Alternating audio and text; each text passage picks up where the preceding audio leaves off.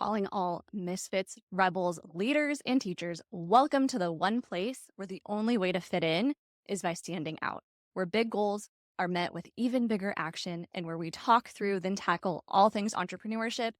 I'm your host, Kelsey Knudsen, and this is the Get Shit Done podcast. Welcome to the Rebel-ution. Last week, we talked KPIs for solopreneurs.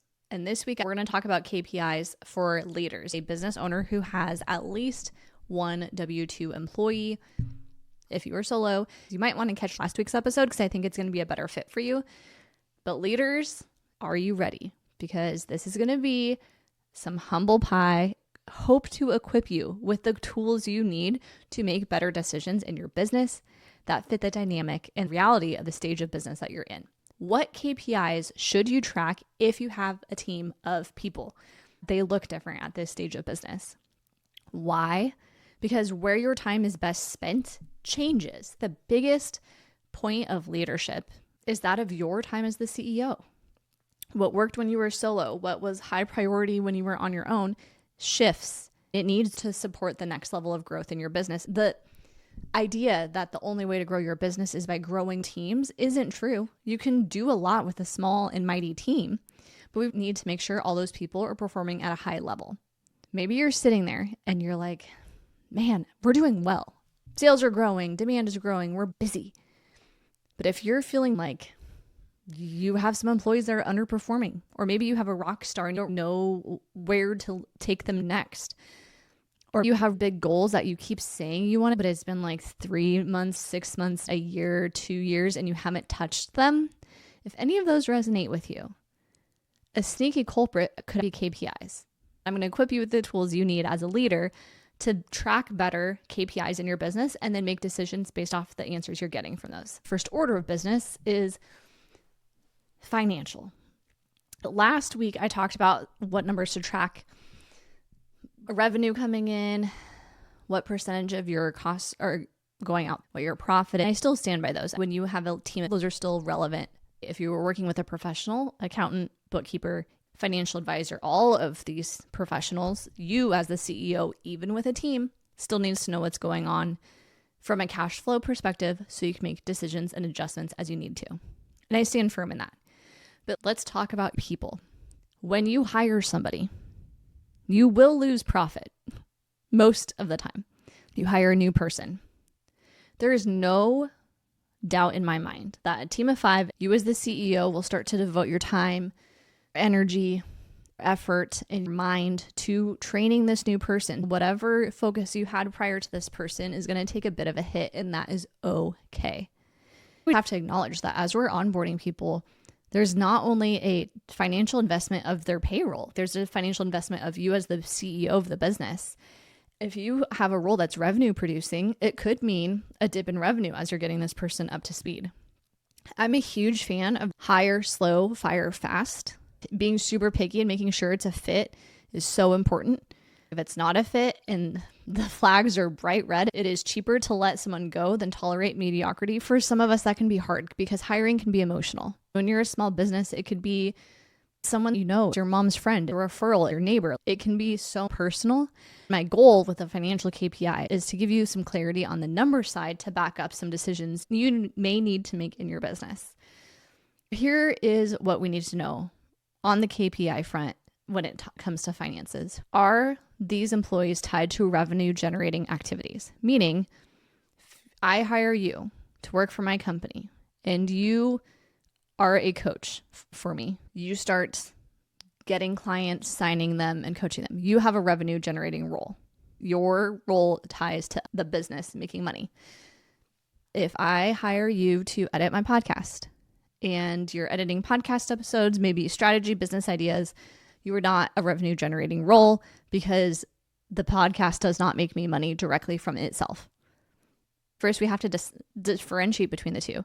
If they are a revenue generating role, we can set goals and targets and KPIs that help say, hey, by 90 days, you need to be covering at least your salary in revenue to justify this position.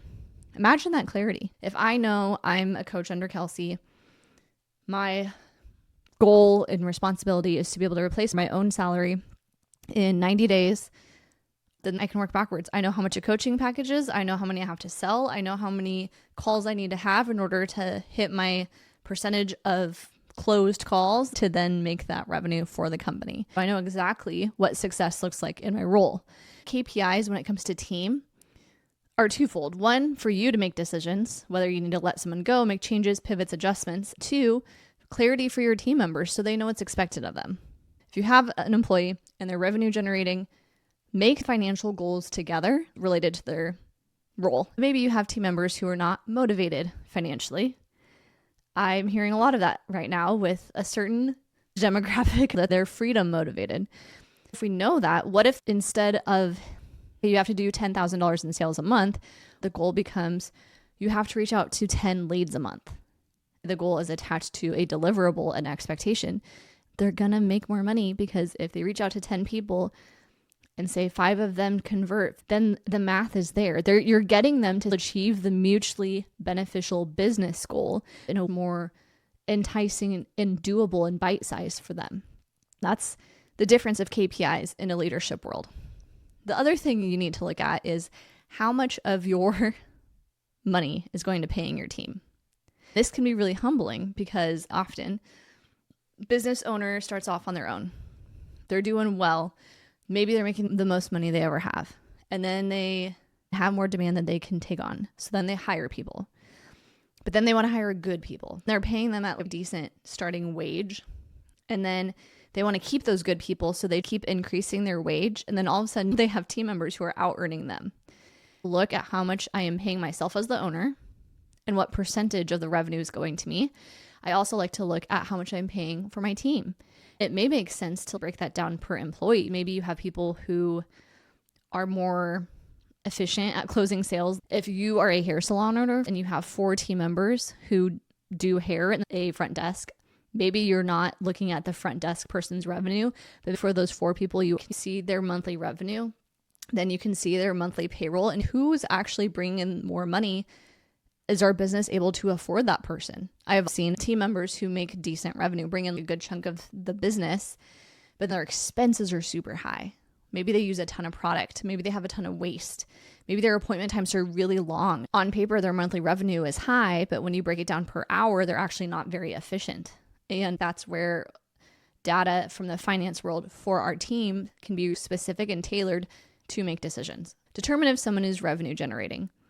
If they are, set metrics that help you have an awareness of how effective they are bringing money in, and does supporting their salary within reason to the constraints of the business. What KPIs have to be met to have conversations about the next level of leadership, reward, bonus, etc. Sometimes we get lofty with our goals and we forget it's expensive to be a small business.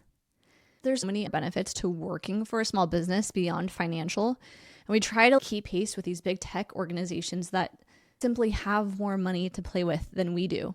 But it's important to be intentional and specific when providing bonuses, having conversations of increasing commission, talking about the next level for them to hit because it needs to make business sense. By tracking this data, looking at how profitable your team members are, you're going to have more information, identify those patterns, and be able to make those next level moves for your team members based off the data versus emotion. I love to remind business owners that not everyone is in it for the money. Most of your employees are not working for you because of how much money they make. Think about how they're motivated, what entices them, and what are some other ways you can reward good behavior and correct behavior that is not conducive to the culture of the company. The quicker you are able to nip that in the butt and change it and redirect, the better off everyone's going to be. Avoiding hard conversations, not talking about culture, not course correcting, is costing your business money.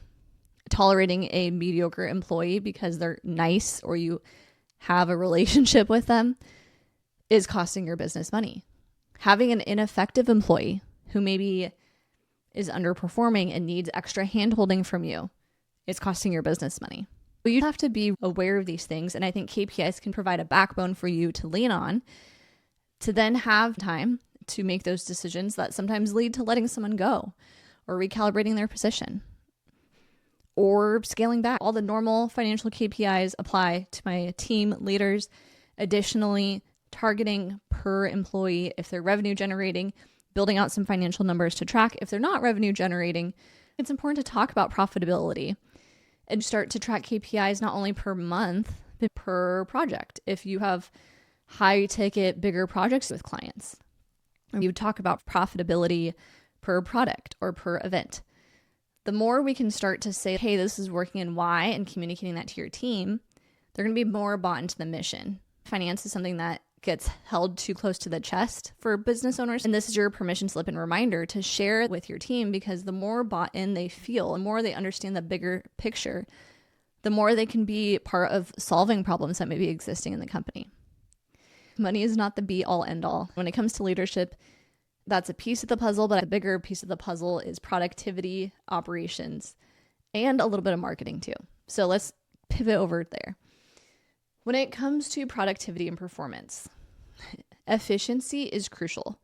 Last week, I talked about how when you're solo, your time is really important. You have to be very focused on where you put your time and energy. And I would argue the same holds true in a different way. When you have a team, we forget what got us here won't get us there. Meaning, where you put your time and energy, how you make decisions, how you communicate, all of those skill sets that got you to be a successful solopreneur don't fit your business anymore. And if we're honest, a lot of my leaders don't know what to do with that. They may know it, but they're like, Kelsey, I don't know what else to do.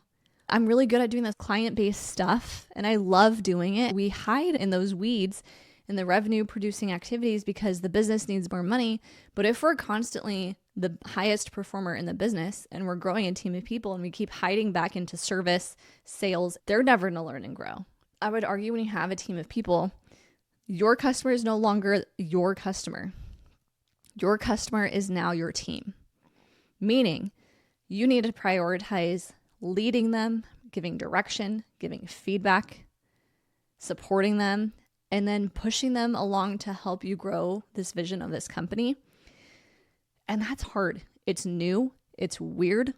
Sure, there's books on it, but are there books tailored to your industry at this level of business with the nuance and complications of the people dynamics? Probably not. If we know that our time and energy needs to shift, I think the best thing we can do is assess it. I am a huge fan of doing time audits when you have a team of people, not only for your sake, so you can bring awareness to where your time goes. If you have people in the same role, odds are some of them are more efficient than others. And if we don't track it, it's hard to have a constructive conversation around it because we don't have the data to back it up. But if you can say, hey, why is so-and-so able to get 5 times the amount of work done than you are?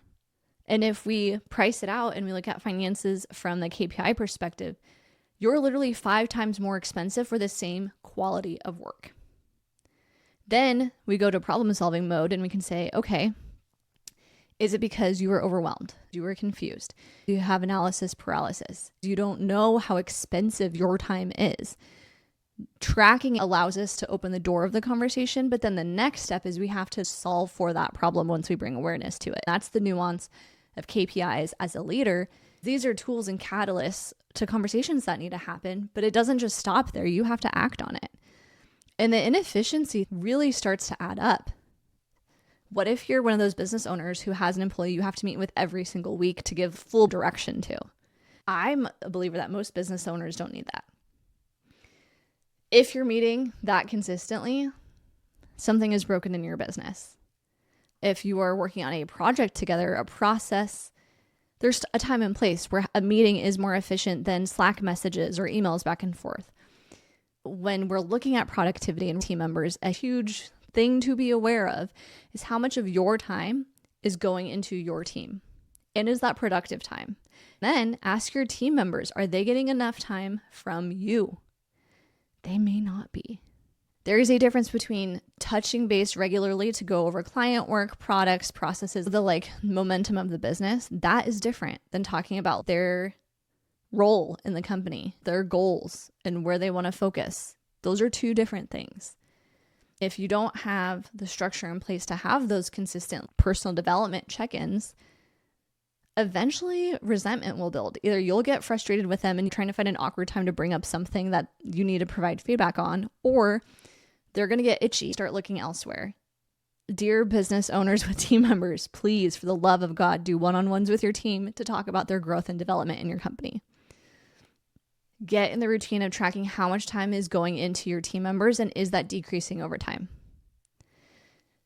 If you are working on a project, revamping something, introducing or rolling out a process that's new, of course, that's going to take more time.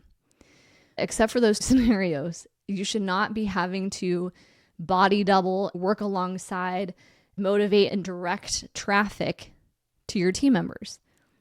There's a baseline of you hire someone and you just need them to understand how to do the job, right? We've all been there. How do I get them up to speed to where they can function? They clock in for the day and know what to tackle. And that is step one. But our training as a boss doesn't stop there.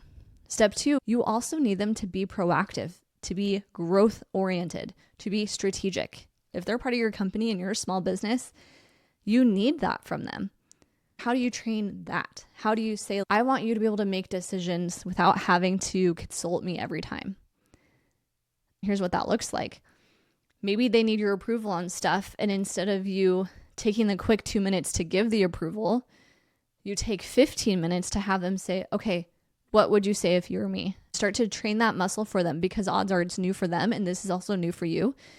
That way they're able to be more independent, growth-oriented team member versus just a doer. These are the KPIs that will tell you this is happening. You have lots of one-on-one meetings every week, and they often say, I don't know what to do. I don't know what to focus on. I don't know what to tackle. They either say that or their actions show it.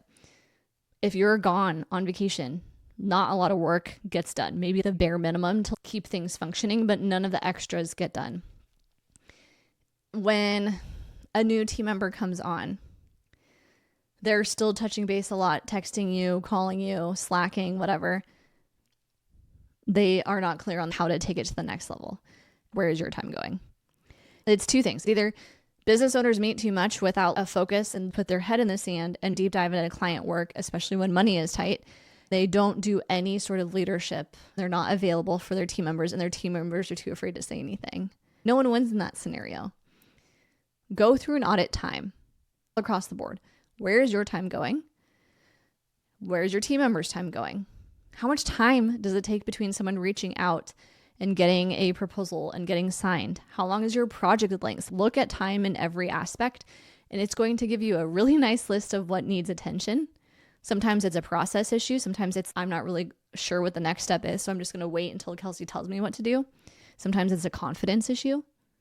I'm not really sure what Kelsey wants me to do, so I'm just going to wait till she tells me because I don't want to bug her. Sometimes it's both, but we don't know if we don't identify it. I want you to start to think about your business more four-dimensional. Last week when I was talking to my solopreneurs, to me, those KPIs are kind of 2D. They're flat. They're like money in, money out. Where's my energy going on marketing? What's working? What's not? Double down on what works. We're really starting to optimize. So we need to look at different indicators that things are or are not optimized. Everything from the client experience, meaning, is it efficient? Do we have clear processes and systems? Just because you as the boss think you have it, that's not the be all end all. We need to know that the team members know. A great way to know that is have someone like me come in and do a workshop. It's not enough for you to have the system. It has to be used, and your team members have to know how to use it. And if they're not using it, something's broken. There is an opportunity, a transference of knowledge. This is what we do. This is my expectation. Here's my mental checklist. And then work with your team to build something that will support that. I see the ball get dropped a lot is the handoffs. I was waiting for your approval. I didn't know you needed my approval, but you're busy all the time. Now what do you do with that information? Versus if you have a spelled out process, check it off. Proposal done. Next step, Kelsey approves. Then I know I'm notified. It's crystal clear. The ball is now in my court and I am holding up operations. We can't solve for that, and we can't build those systems if we don't call them out in the first place. When it comes to KPIs as a leader, it's not really about these monthly data points. It's instead pausing, working on the business, and really diving deep and auditing all these different things.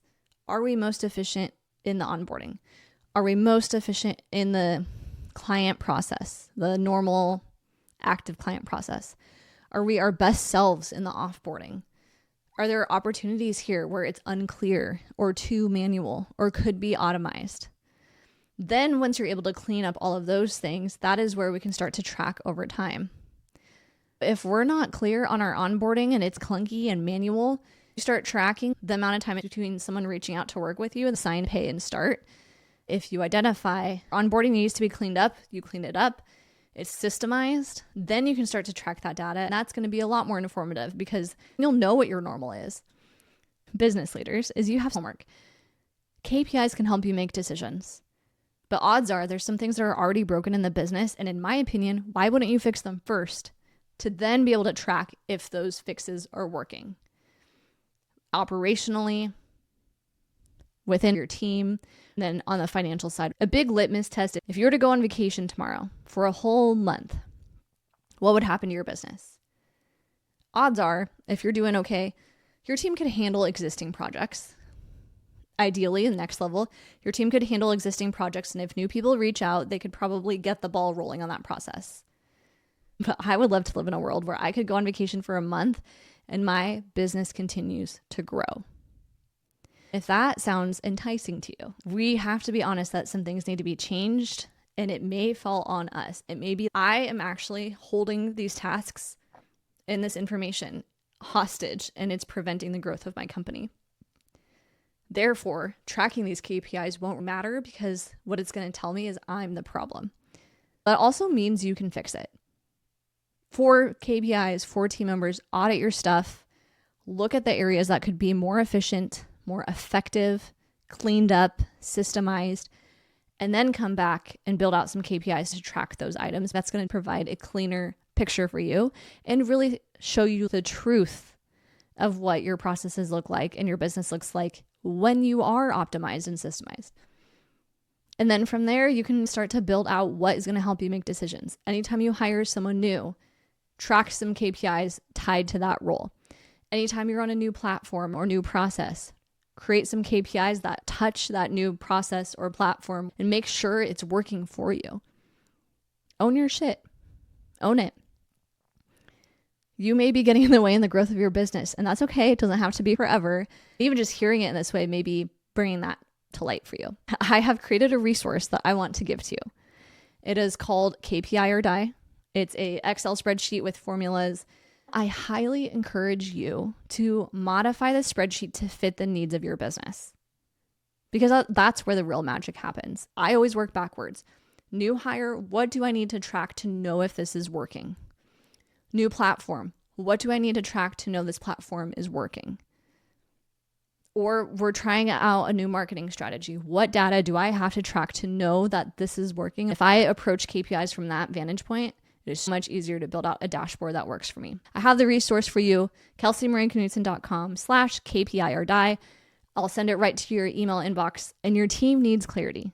And KPIs can be part of the toolkit that help provide the clarity for your business. Odds are you're doing a lot of things right. This is just refining it and helping take it to the next level. Sound good? Click on the link in the show notes. I'm excited to grow with you in this way, support you, and ultimately help you make better decisions, especially as a leader. Thank you so much, and I'll catch you next time.